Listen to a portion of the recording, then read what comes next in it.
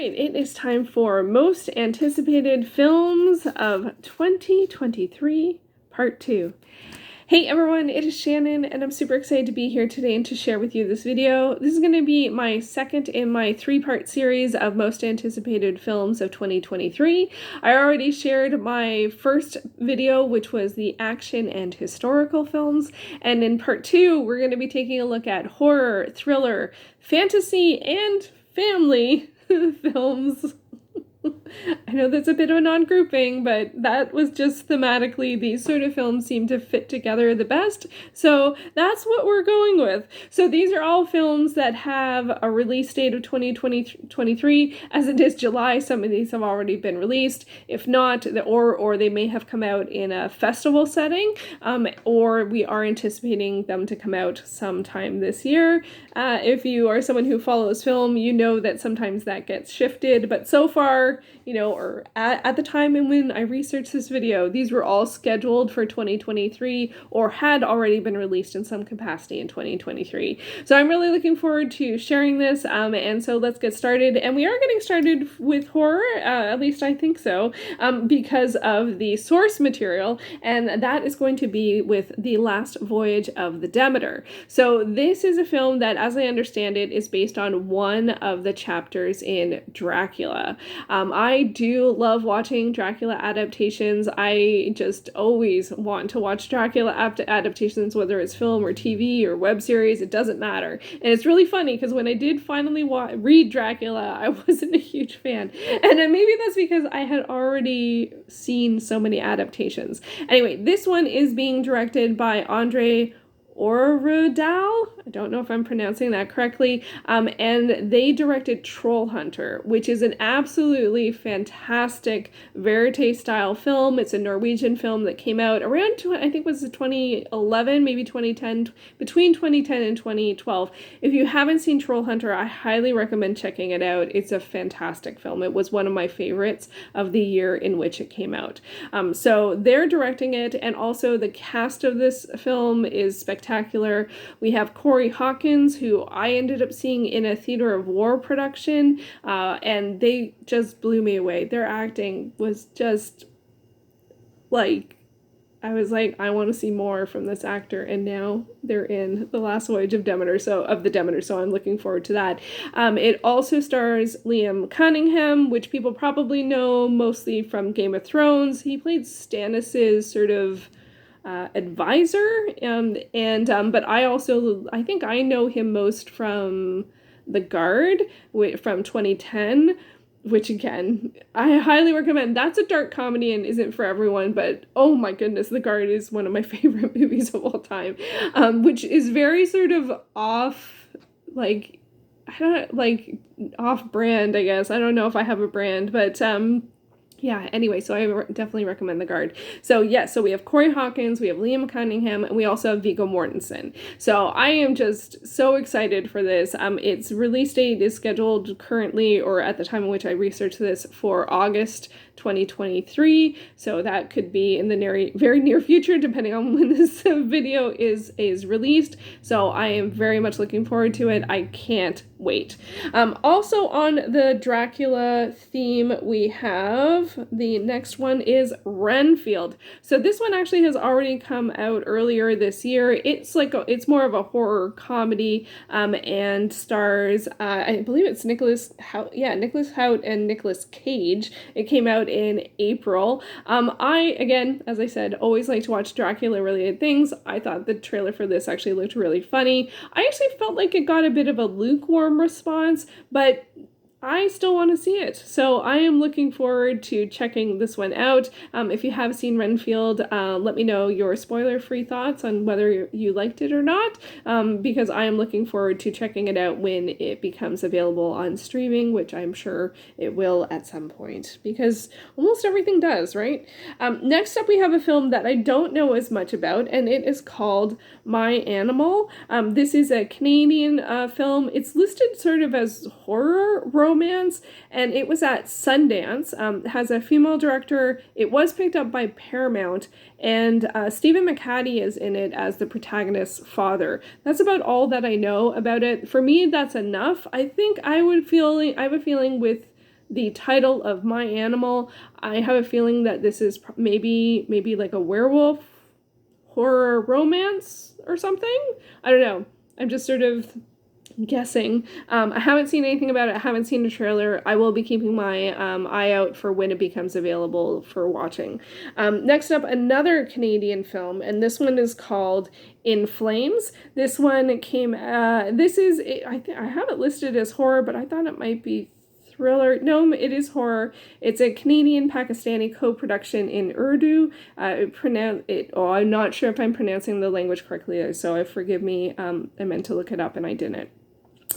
This actually premiered at Cannes, and the director said that he wrote it as a commentary of patriarchy and sexism in Pakistan. So I'm very curious about that. Horror is often a genre where we see social commentary. Obviously, that is something that is an element of this film. It looks pretty terrifying, even just from that poster, and it premiered at Cannes in May 2023. So looking forward to seeing that when it becomes available. Also, this one popped up and because of one of the cast members in it, this next one, because there are several actors where I am following, I want to catch up with their filmography and or watch any new films that they are in, and this has Angela Bassett in it, and it is called Damsel. So this is listed as a fantasy action film, and it has Millie Bobby Brown in it from, of course, Stranger Things and Enola Holmes, and it's a fantasy film. It looks like it's a fantasy film where a young woman needs to save herself. It looks like she's in the process of that right there. It also stars Robin Wright and Ray Winstone. It's a Netflix film, and it will be coming out in October. So I'm looking forward to that. Next up, I have another one because of someone who is involved in it, and that is simply the Untitled Pet Cemetery Project 2023.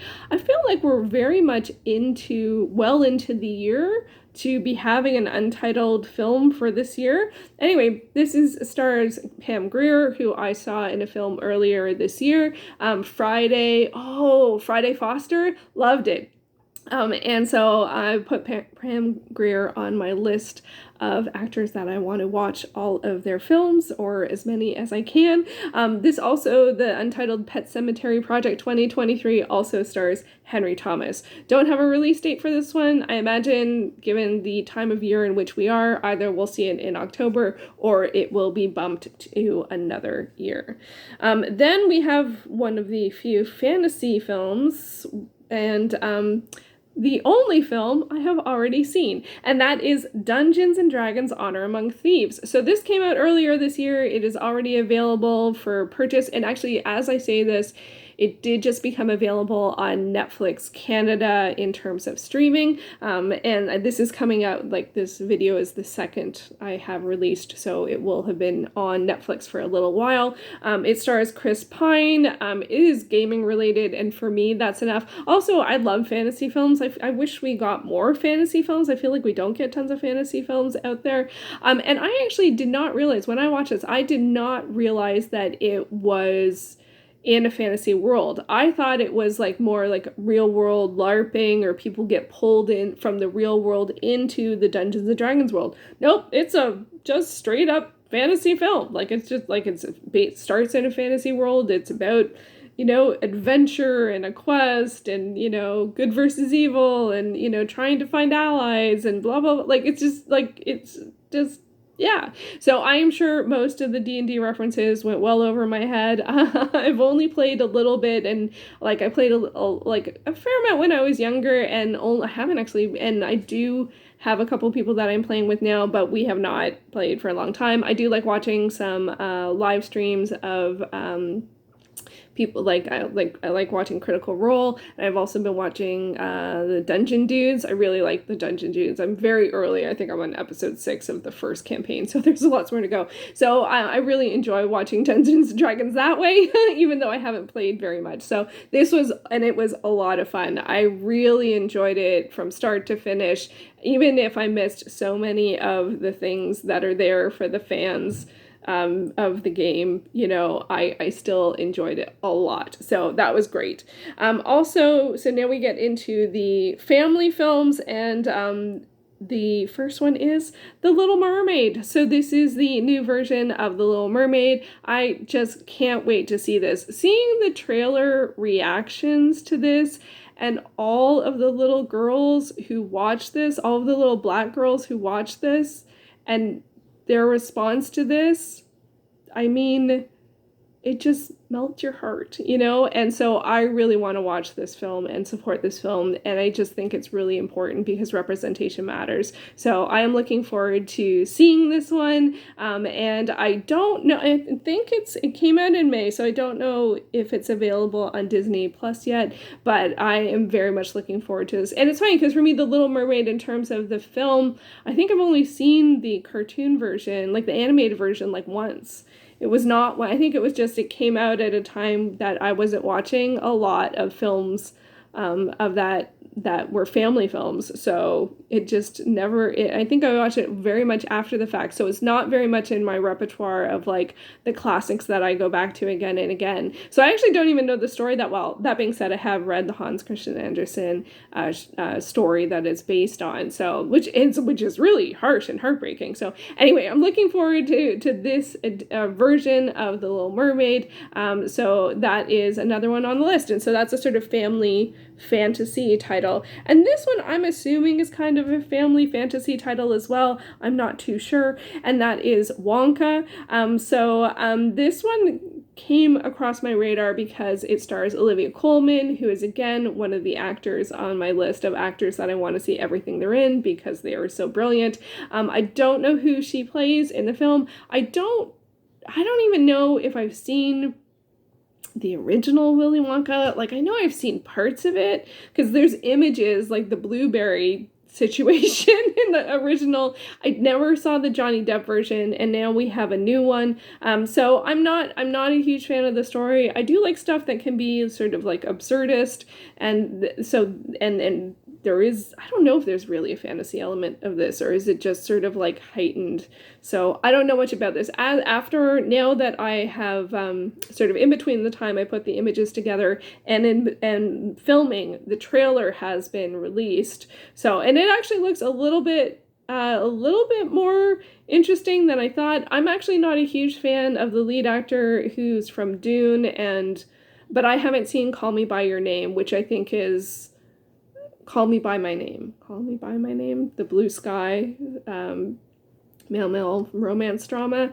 I haven't seen that. So, and I think that might be what most people know him for, or is it something else? I am not terribly familiar. I've seen him in Dune and at least one other thing. I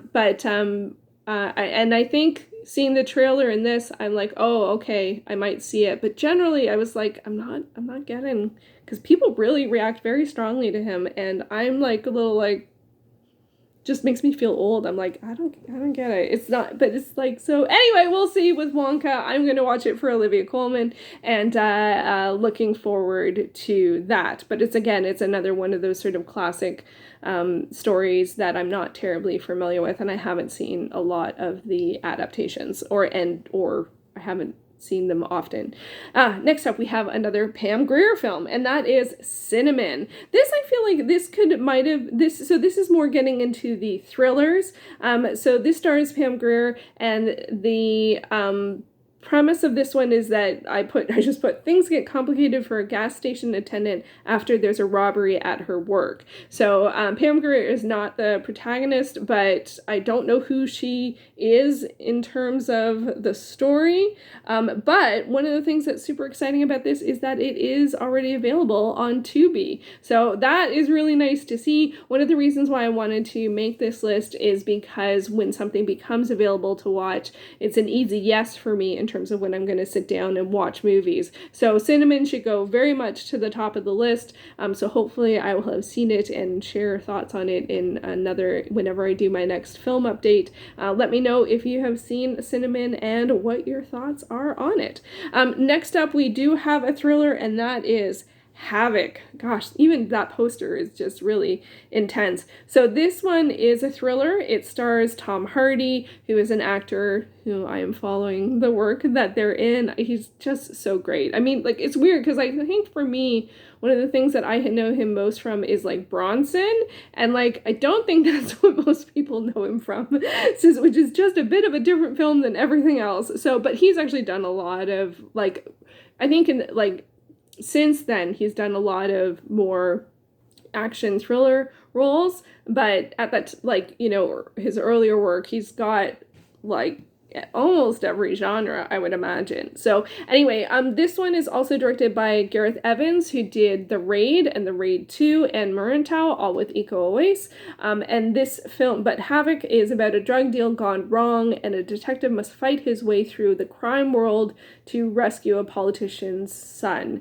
Also stars Timothy Olyphant, Forest Whitaker, and Luis Guzman. So I'm not sure, they didn't have a release date on this. Oh, this does say Netflix, so that's where to look for it, I guess. And I don't watch, like, this is actually a bit of a, I would say, a trope in thrillers or crime films, is sort of like, you know, race against time after a drug deal gone wrong, or being a drug dealer and something happening to, you know, like, you know, you go from being the person who is the enforcer to the person who's being enforced. Like, I feel like that's a story that we see a lot, and I don't tend to watch it that much more, but for me, this has a lot of people that I'm following, or a lot of people that I'm interested in the work that they do, so I definitely have it on my radar as a film that I want to see. So that is Havoc. Another one that might be a bit of a surprise, and to me it's even a surprise too, and that is The Pope's Exorcist. So this is a thriller, I guess, maybe a horror thriller, depending on the tone in which the film takes. It stars Russell Crowe. It's actually based on a nonfiction book about an exorcist, who is, the book is, it's actually two books. The book An Exorcist tells his story, and Exorcist More Stories by Father Gabriel Amorth. So there you go. This one already has come out in the theaters, and I haven't seen it on streaming yet. So I mean, I'm always interested in book to film adaptations, especially nonfiction book to film adaptations. And a nonfiction book to film adaptation about an exorcist is, you know, that's interesting. And also, I am quite a fan of Russell Crowe. I will say I haven't seen anything that he's been in recently, but especially around sort of like when The Insider came out, I'm like, who is this actor? He's amazing. You know, and Gladiator, of course, he totally won the Gladiator Oscar for The Insider, like, totally. And so I did follow his work for quite some time, but I actually stopped being as engaged with film for quite a time. So I definitely have a backlog of Russell Crowe films to watch. So, but I'm curious to see what this one's about. I don't know if I would say that he's on my list of actors that I want to watch everything that he's been in. He used to be, but I don't know if I still feel that way. I didn't mean to go in that direction, and because it feels a little critical. I didn't mean to do that in this video, but I guess maybe I will watch this film and then decide. There's only, I have the list is pretty, I don't know, I think my list of actors is maybe, I don't know, between 10 and 20 of people that I want to see everything they're in, which isn't the same as people that I'm curious about what they're working on. It's two different categories. There's some people I want to see everything that they're in. So he's definitely someone I'm curious to see what he's working on. So The Pope's Exorcist is something I am interested in, which is something I never thought I would say. Anyway, and then I do, because it sort of thematically works with this, I realized there's actually a couple of books where I am always interested in their adaptations from, you know, some of the titles that I have said already. You're going to know what some of these are, but they're just some titles that no matter what, you know, no matter how good or bad or what kind of adaptation it is, film, TV, web series, I always want to see the adaptation. And those are, the first one is probably the most obvious, and Dracula.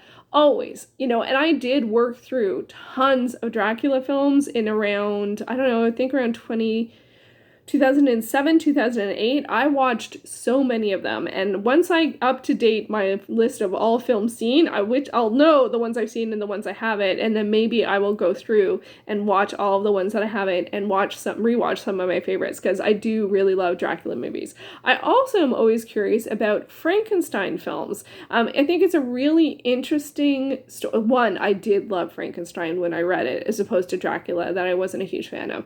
But I loved Frankenstein. I thought it was just heartbreaking, and it was so wonderfully written. And I did read it in anticipation for the 2015 film version with Xavier Samuel, which I finally watched last year, and it's quite good and heartbreaking. It's a great story. It really is. So yeah, Frankenstein adaptations, always interested in.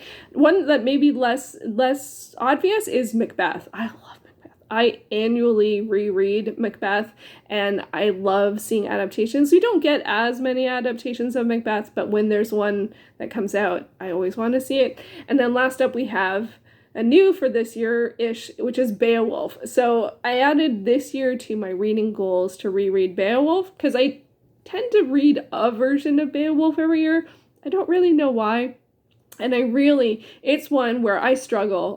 Reading the original text, I really feel like I don't get a lot from it. Like I'm not absorbing a lot of the story. So I think that's one reason why I read different versions of it. And we don't get as many film or TV adaptations of it, but it is a story that I find really interesting. There is a TV adaptation, I think that's on Tubi. It's also on Canopy. And I can't remember what it's called. It's like Beowulf, and then it has a subtitle that I am curious about. But I think it's on Canopy, and you only get so many credits, so I never want to use my credits on a TV episode. So I think now that it's on Tubi, maybe I should watch it there. So anyway, let me know your favorite Beowulf adaptation. But generally speaking, those are the horror, thriller, fantasy, and family films that I'm looking forward to that are coming out in 2023. Let me know if there is any film of those genre that you are looking forward to that I didn't mention,